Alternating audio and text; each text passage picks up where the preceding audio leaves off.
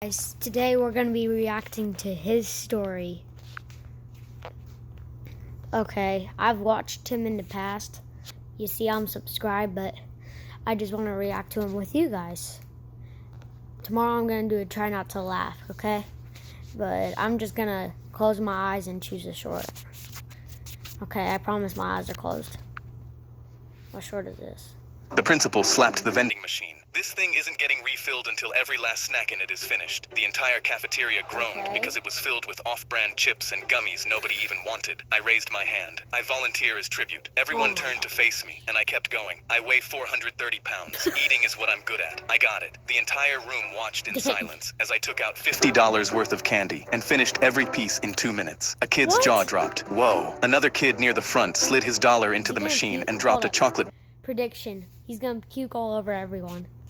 bar on my table. Then another kid did. Then 10 more lined up behind him, feeding the machine and stacking snacks in front of me. The principal crossed her arms by the door. No way you can keep going. But no one was listening to him, and chaos broke out. The jocks carried me onto the lunch tables and called it my throne. A girl kept my cup full of water. Another stacked napkins by my elbow. And a kid I'd never met flipped the breaker so the cafeteria went dark, and the principal couldn't see what we were doing. People ran back to their lockers for spare change until the whole school was out of money. And that's when 2 jocks started punching the glass. It cracked, then shattered, and they reached in with their sleeves and handed me everything inside. I was still eating when I saw red and blue lights pull into the parking lot. My fingers were covered in chocolate when they walked us all outside and shut the school down for the day. When we came back the next morning, a brand new machine stood in the corner, but nobody was lined up for the snacks anymore. They were lined up for me. The fat kid saved us. I rubbed my belly. 430 pounds of pure goodness. Told you I got it. Now let me find another one. I'll just do this one now.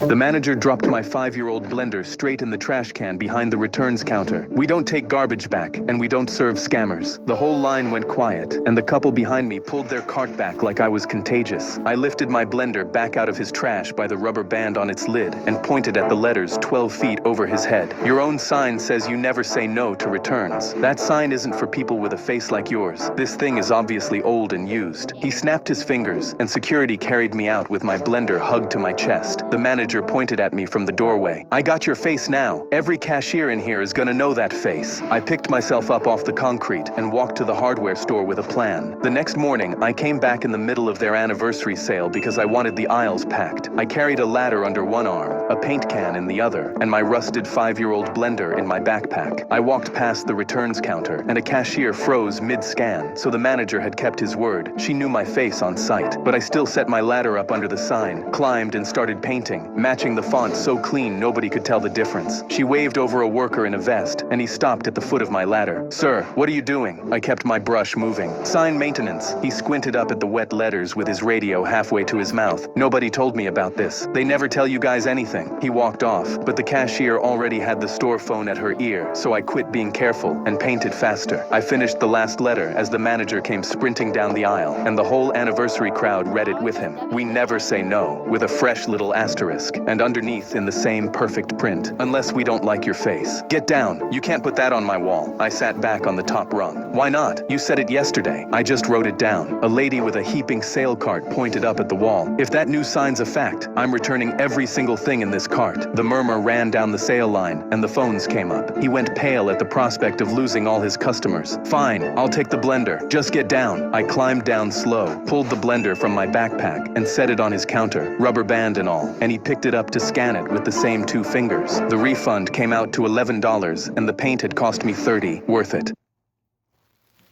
The manager dropped my 5-year-old blender straight in the trash can behind.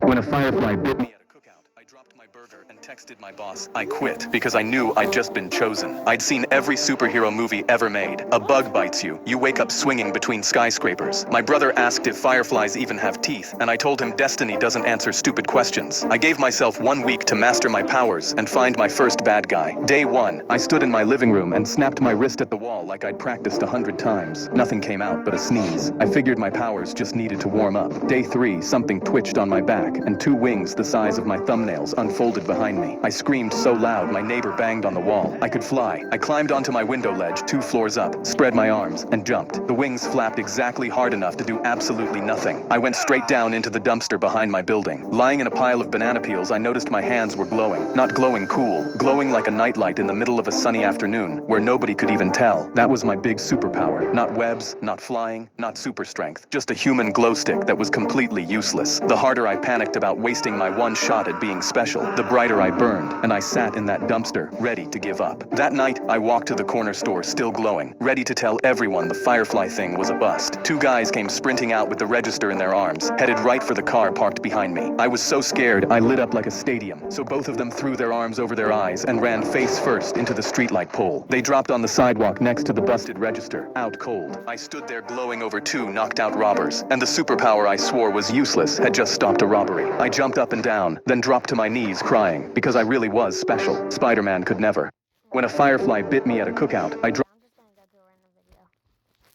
Every day for 2 years, the homeless man stood on our street corner singing for money. His clothes were torn, and his hair was dirty, but my son still stood in the front row every time, clicking his fingers to the beat and clapping when he was done. But then one day, a woman in Gucci the mall Santa pulled my son onto his lap, and when my son thought I wasn't listening, he said, "I don't want anything for me. I just want my dad to get a better job so he can stop being sad that he can't buy me the bike for Christmas." My eyes widened, and that's when I knew I had to get him that bike, even if it killed me. When we got home, I tore through every drawer and found nothing worth selling. I looked down at my wrist and saw the watch my grandfather gave me. A tear ran down my cheek because I knew that it had to go. The next morning, I cycled to the pawn shop, and when I put the watch on the glass counter, the guy slammed $400 into my hand. I laughed. "Don't play games. We both know the watch is worth at least $700. He shrugged. "400. Take it or leave it." I took it. That night, I set up the bike in the garage, polishing the pedals and handles with an old cloth, and covering the bike under a blanket, all to make sure I could give my son the Christmas he'd never forget. I was waiting there early on Christmas morning, and at 6 a.m., I could hear him calling my name. "Dad, where are you?" I hollered. "In the garage, son." He came sprinting inside with a lumpy package in his hands. He ran straight past the bike and handed it to me. "Open your gift first, Dad." I peeled back the paper, and my whole body went still. It was my grandfather's watch. Sam shrugged and rattled it off like it was nothing. "I saw your wrist had been empty ever since that day at the mall, and I figured you heard what I said and sold it to get me the bike. I had my bike money saved, so I got it back." I immediately crouched down to his level and hugged him so tight he could barely breathe. "But son, the bike, that was yours." He pulled back, frowning like it was obvious. "I told you, Dad, I don't want anything for me."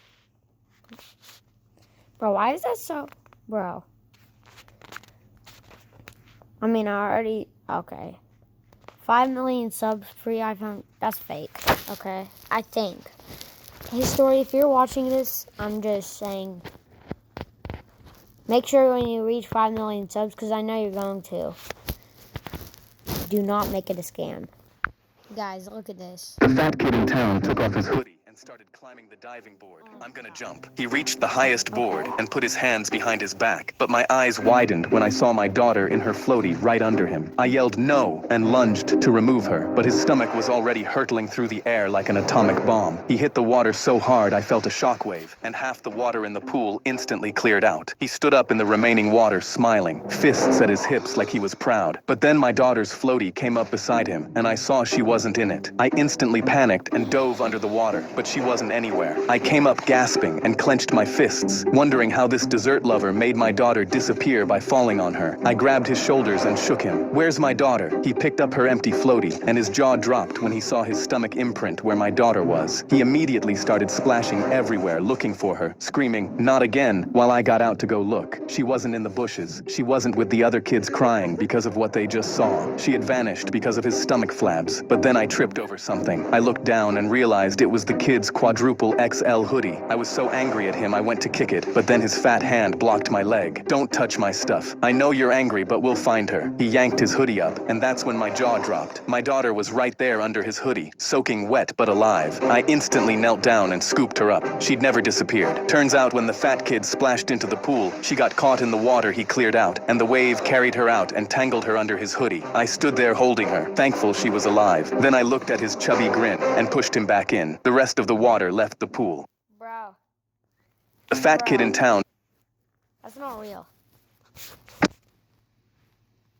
A little kid came into my store, but the second he saw me, he froze and started trembling uncontrollably. I felt bad because I knew my prison tattoos terrified him, and his legs shook as he slowly walked over. He pointed at the bag of blue Sour Patch behind me, so nervous he couldn't look me in the eye. His voice shook as he asked for the price, but when I placed the bag on the counter, he immediately snatched it. "I'm so sorry for this, sir." He began sprinting out the door with the Sour Patch, his legs still shaking, but I just reached under my desk and calmly pressed the anti-theft button. The front entrance doors locked, and he stopped dead. His eyes went wide, and he tried prying the doors open, straining as hard as he could. I calmly walked over and towered over him. He began running down his leg when he turned around because he was so scared. He dropped the bag of Sour Patch and covered his face, crying, "I'm sorry, I didn't want to do this." I looked at him and felt like something deeper was going on, because he didn't look like the petty theft delinquent type. I knelt down and asked him why he stole from my store. He was still crying, and between choking sobs, he said, "My big sister is dying at the hospital. My parents spent all the money on her treatment, and I just wanted her to have her favorite candy one last time." He looked up at me. "I'm a good kid, I swear, I just didn't know what to do." I felt my heart break as I picked up the Sour Patch and pressed it into his hands while he sobbed. I walked him to the hospital, then watched him give her the Sour Patch, and realized he wasn't a bad kid. He was just doing a little wrong so he could do a lot right.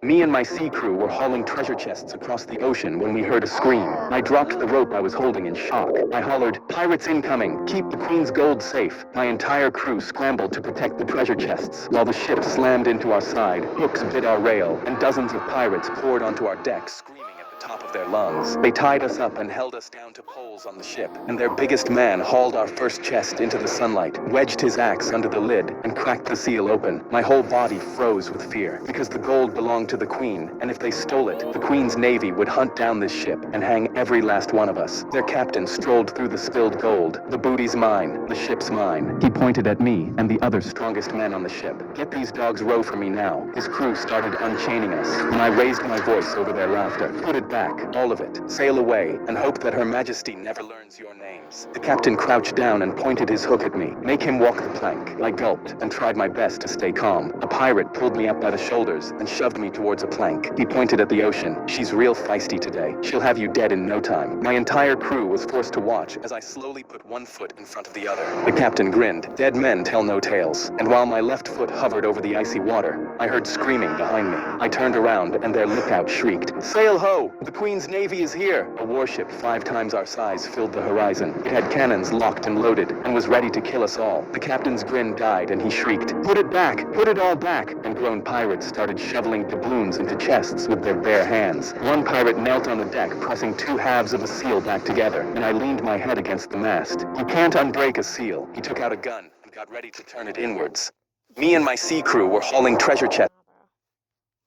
I was 15 when I got my first job as a gas station cashier to help out my single mom. My dad ran away, so I knew I needed to step up. But on my first day, a man in a mask and firearm stormed in at 2 a.m. He yelled, "Hand over the money," and I immediately knew I wasn't getting paid enough for this. My hands trembled with fear as I pressed the cash into his palm and pressed the silent alarm under the desk. But then he immediately gave me back everything except one single $50 bill. I was still shaking when he lowered his firearm. "I'm sorry, but it's my son's 16th birthday in a few days. I haven't seen him since he was a baby, so I want to send the $50 to his mom, and maybe she can pass it on to him. That's why I'm doing this." I felt bad, so I replied, "I'm sure his son would appreciate that." But then the man instantly hung his head. "That boy is the only reason I keep trying in this life. Maybe one day I'll find him, and he'll be open to accepting me as his dad." I saw tears form in his eyes, and a strange feeling hit my chest as I thought about how the police were coming. I told him I was 15, just like his son, and didn't have a dad either, and most nights I still sat on the porch waiting for him to come back. His lips trembled as he nodded and went to leave, but when he turned around, I noticed a few strands of ginger hair sticking out from the bottom of his mask. I told myself it couldn't be him, but still called out, "Wait!" The man turned, and I asked him if he has a scar on his knee. "How do you know that?" he replied. I felt tears forming as I asked if his son was named Michael. His mouth flew open and he nodded. I gripped my head. "I'm Michael." The man immediately pulled off his mask, and that's when police walked in. They cuffed him and started walking him out, and tears fell from his eyes. I knew I couldn't let this happen, and immediately ran over the counter, my heart pounding. I clicked the alarm on accident, I yelled to the officers. He's not here to rob me. They looked at me, looked at the man, and I pulled a picture from my wallet. The only picture I had of me and my dad. The man in front of me looked just like the man in the picture. The officers took one look at it, nodded, and left. I cried staring at him, and suddenly felt my throat closing. Dad. His lip quivered as he gripped my shoulder. Son. We pulled each other into a hug and sobbed. I found my dad when he tried to rob me.